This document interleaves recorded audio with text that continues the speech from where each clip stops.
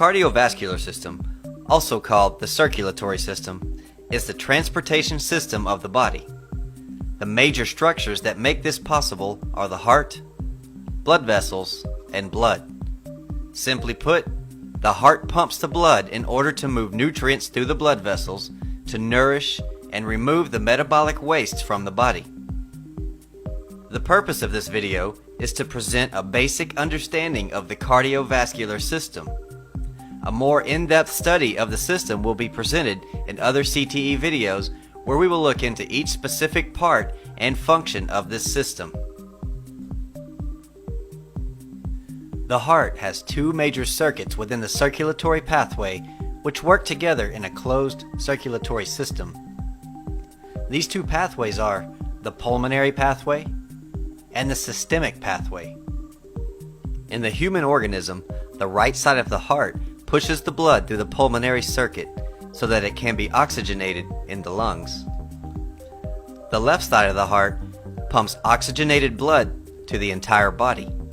The blood is then returned to the heart via the systemic pathway, where the cycle begins again through the pulmonary pathway. It can be said that the heart is actually two pumps divided by a septum or wall.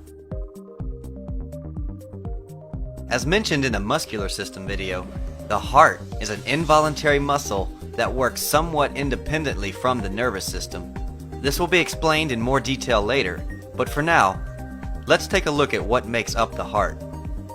The heart is a muscular organ with four hollow chambers. It consists of two atria, which are the upper chambers, and two ventricles, which are the lower chambers.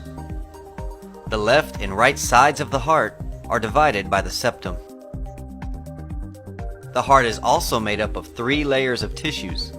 The innermost layer is the endocardium, which is the thin, smooth membrane that lines the inside of the chambers of the heart and forms the surface of the valves, of which there are four. Next is the myocardium, which is the middle layer. It's the muscular wall of the heart, or the heart muscle. And third, the pericardium. This is a tough, double-layered, fibrous sac which covers the heart. The word vessel has many meanings, but in anatomy and physiology, blood vessels are meant for carrying blood throughout the body. The blood vessels are similar to a two-way highway system. One lane, or direction, is known as the arteries, and the other is called the veins. Starting in the heart, the blood flows to the body through arterial blood vessels. The largest of these arteries is known as the aorta. These arteries provide the pathway for blood to travel to the body from the heart. Arteries are then further divided into arterioles and arterial capillaries. Arterioles are smaller blood vessels that branch out from larger arteries and lead to the arterial capillaries, which are the smallest blood vessels in the body. The arterial capillaries are connected to the venous capillaries. The arterial side of the capillaries is dropping off oxygen and nutrients to the body's cells. The venous side of the capillaries is picking up metabolic waste from the body's cells. Together they form a network where arteries and veins connect, completing the closed circulatory circuit. The blood flow from the venous capillaries will flow back from the body to the heart through the venous blood vessels. Similar to the arteries, only in reverse, the blood flows from the venous capillaries into a system of veins called the venules. These venules connect to larger veins which carry the blood back from the body to the heart via the largest veins known as the superior and inferior vena cava. Now that we have an understanding of how the blood moves throughout the body, we can discuss what it actually is. Blood is a fluid or liquid known as plasma. Plasma is made up of 90% water. and this is why drinking a sufficient amount of healthy water is absolutely necessary.